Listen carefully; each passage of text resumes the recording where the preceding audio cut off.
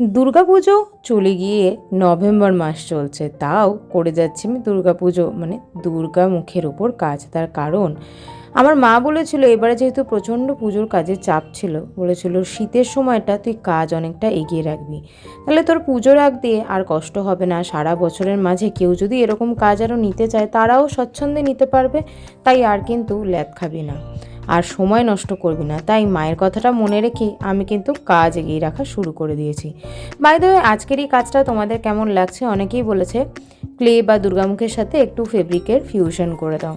তাদের কথাটা মাথায় রেখেই শুরু করে দিয়েছি একটু হালকার ওপর নতুনত্ব কাজ। এই জুয়েলারিগুলো এতটাই হ্যান্ডি হয় না, যে কোনো ধরনের স্কুলের প্রোগ্রাম বা গানের অনুষ্ঠানে অনায়াসে তোমরা পড়তে পারো, কিন্তু কাজগুলো খুব সূক্ষ্ম হয়, অনেকটা সময় নিয়ে করতে হয়। তুলিটা যতটা ফাস্ট আমি তোমাদের দেখাচ্ছি, কাজটা কিন্তু খুব ধীরে সুস্থে করেছি, কারণ একটা স্ট্রোকও যদি ভুলভাল হয় তারে পুরো পেন্ডেন্টটাই কিন্তু নষ্ট হয়ে যাবে। আজকের এই কাজটা তোমাদের কেমন লাগলো আমাকে কিন্তু জানাতে ভুলো না। দেখা হবে নেক্সট ভিডিওতে।